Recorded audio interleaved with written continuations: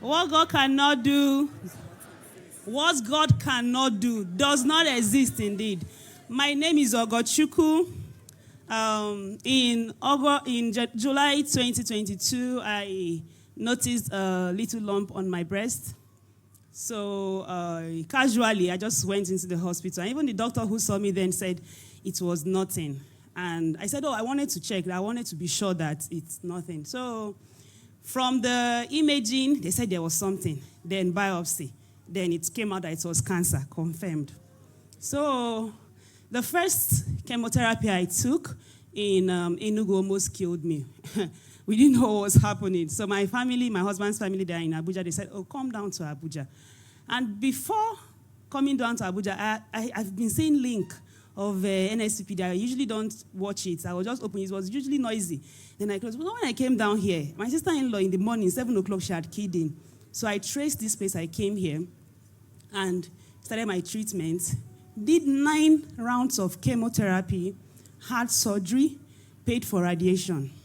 And then I started having pains on my back, on my chest. At some point, I won't be able to stand up. I have 2 little children, 5 and 3. They will be pushing me. One will draw me from the hand. Say, stand up, stand up. I said, okay, just help me. Whenever you want to stand up, call me. I will help you. My husband was not in town then.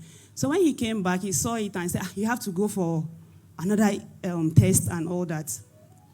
Came back to Abuja, did a chest CT and abdominal pelvic, and found out that the cancer had spread. So, yes, so it has spread to the liver, to the lungs. There was tumor here, tumor there. If you see the results, very bad results. I cried. I said, with every doctor we sent the report to, they said, even a doctor in the UK said there was nothing they could do about it. That coming to the UK was waste of money. I remember that morning I went out. I called God. I said, it is you or you. There was no other option. And at that point, I started coming here every morning. I will come here in the morning. I will stay. If I see people raising their papers up, I will raise. I will come to church with a big folder. When I line up all the whole results, because I did MRI. They said they wanted to do an MRI to also see. When they did an MRI, in doctor's words, he said the whole bones were riddled with the disease. So the lungs, the liver, the bones, everywhere. I will want to stand up. They will help me to stand up on the chair in the church. When I need to sit down, I will take some minutes to balance before sitting down. So I will line up all the results on the floor. People were looking at me. I will come to church and cry and cry. One of the doctors in the UK posted the results in one of their platforms and said their enemy had some few months to live. You understand? So I started discussing with my husband that this family member is good though. Maybe my children will stay with them after everything, because I was so scared and everything. So, but when I started coming here, I don't know. From crying, you will see me. I will dance through into this door. I will dance. If you see the way I dance in church, after all those, because at some point, the first episode, the point of fear. Later on, I had joy from nowhere. I will come to church. I will dance. I will lift up my papers, drop it in my bag, come to the altar. I will stay all through the service. So after somebody introduced me to one doctor, a Muslim, a Fulani man. Immediately I got to the hospital that day. The man, the first thing he said, he looked at the reports, raised his head up and said, what God cannot do does not exist. when he said that, I said to myself, okay, this one I'll follow. So I relaxed. He said we're going to start treatment, but it's not within his power, but it's by the grace of God. So I said, okay, we started. And now I heard somehow that they were giving me palliative care. Okay, what it means is that it's not curative, it's just management. So I said, I will come to the altar, I will say, God, I will not do all this drama I do in my house and come out with shame. Because you see me, I will lock up myself, I will pray in the morning, in the night, every time I was praying.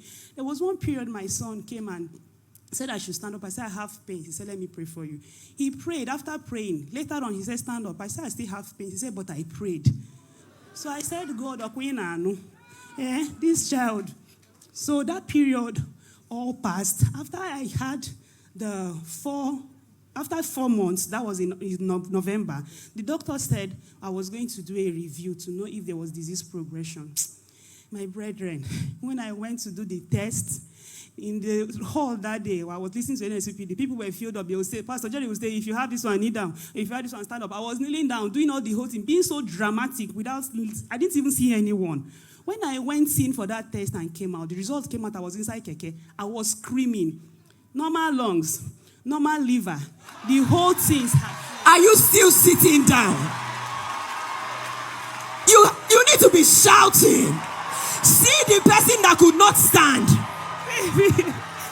That is the first testimony. The doctor said, this is a miracle.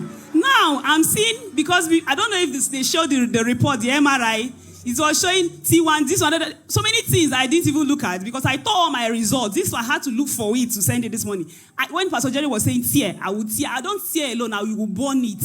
It will turn to ashes and I will make sure it disappears into the air. So after that review, he said, we're not going to send you in for radiation because if this result is so good, we don't know what is on your back. I would like you to do a PET scan. Then I said, okay, doctor, I will do it in February because I was waiting for 21 days fasting.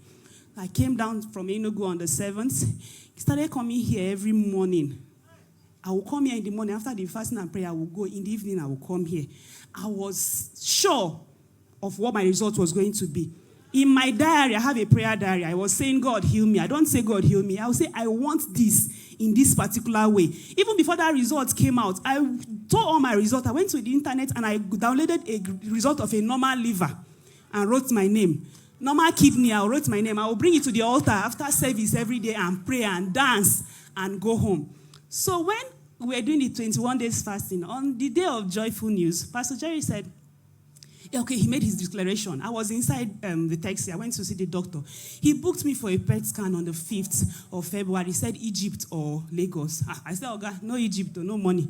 Just send me to Lagos. Let me jejely and go to Lagos. After the prayer, my sister-in-law was saying, what are we going to do? I said, I don't know. Just leave me. The God that provided money for the first one will do it. I went into the sitting room, and then she screamed my name. Como, a friend of hers, not my friend, called her and asked after me. And she said, I'm thinking of how to go and do a test in Lagos. The guy said, why Lagos? Why not Egypt? The way I went to Egypt, from the visa to the flight ticket, to the protocol, an Egyptian was waiting for me with my name. The car that took me, everything was like a diplomatic move.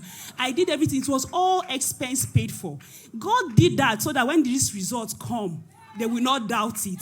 The results came out, and the doctor said, there is no cancer. They can't see.